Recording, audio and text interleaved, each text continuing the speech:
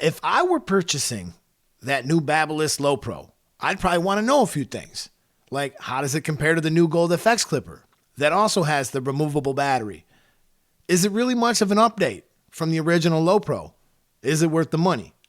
This clipper comes in at about 2.5 hours of battery life, but we really don't know how it's going to perform across all the different machines. It just says 2.5 hours of battery life, so either they're all drawing exactly the same or there's probably going to need to be a test here once I actually get the shaver. It has a traditional shaped body and the new N1 motor that runs at 6,800 RPMs. The big new feature here really is the blade. They're calling this the MIM blade, and the blue finish is pretty cool. JRL was the first people that I was aware of doing oil reservoirs on the back of their blades, and it's kind of nice to see other companies picking up on the idea because it's supposed to keep your blade oiled during operation. Overall, it cuts pretty smooth, it fades nice. The shape and the weight felt really familiar to the previous LowPro. In fact, they're only 2 grams off. As you can see, it cuts pretty well. I think if I had set the blade a little bit closer, I probably would have enjoyed it a little bit more. I did struggle with a couple of harsh lines, and really the only other thing that's sort of noteworthy is I missed a couple of hairs with some clients and I had to make a few more passes, but overall, performance-wise, you know, it's a good clipper. So how does it compare to the Gold FX with the removable battery? The Gold FX costs $259 and the new LowPro is about $200.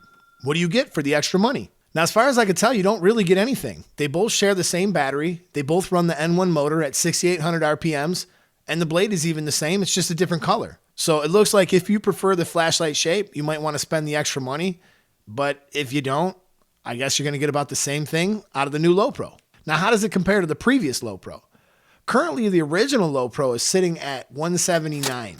It runs at 6,800 RPMs, and it says it's not the N1 motor. They call it a high-speed, high-torque brushless motor. I guess if it were me and I didn't have one at all, $21, I'd probably get the newer version. However, if you do find a good deal on an old one, they both perform about the same. So I used this clipper all day on all my different clients, and I started to form a bit of an opinion. Nobody actually sent me this clipper. Not Babyliss, not any of my other sponsors. Believe it or not, I stole this from Kenny. Now, Kenny has actually had them longer, and he's been using them for a few more days. So why don't we go see what he thinks about it? All right, so Kenny, you've had the LowPro for a little bit. What's your opinion of it between that versus the Gold FX clipper? The LowPro definitely has a good feel, and it cuts very well. Then one brushless motor is great, quiet, and that blade that they put on it, Babyliss is really kicking off that blade.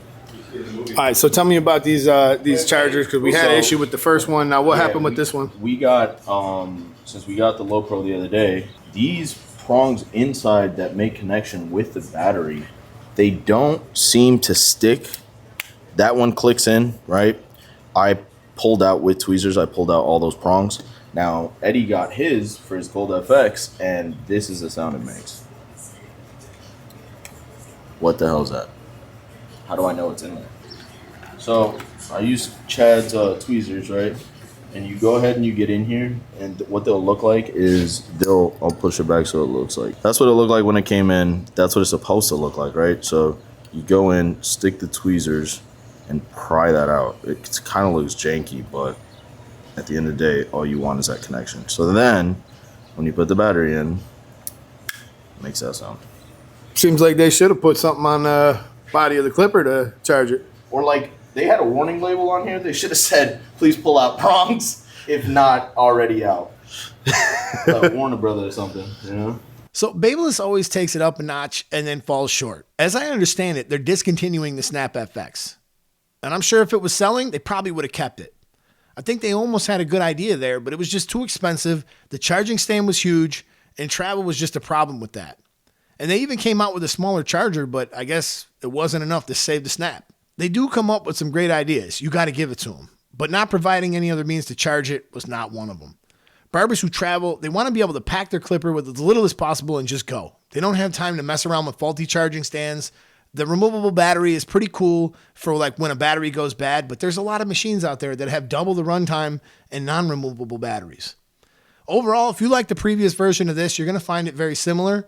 And I'm just curious to know, how excited are you guys about buying these? Is this something you guys want to do? Is this something you want to see in your kit? And if you do, you guys can check out the links down below where you will save 10% using my code Eddie10. This is the YBA 700 videos to help you learn. And you were talking to Mr. Eddie Barber. Professional golfer part-time. Not really, but y'all can check out the new golf contents right here. All right, I'll catch you guys in the next one. Peace. Pretty heavy wind in the face. How far are we? 227. We are fading. It's a fine shot, though. Oh, baby. Yes. Yes. Go. Let's go. We're on. Oh, I'm jacked up now, boy. I could not have hit that better.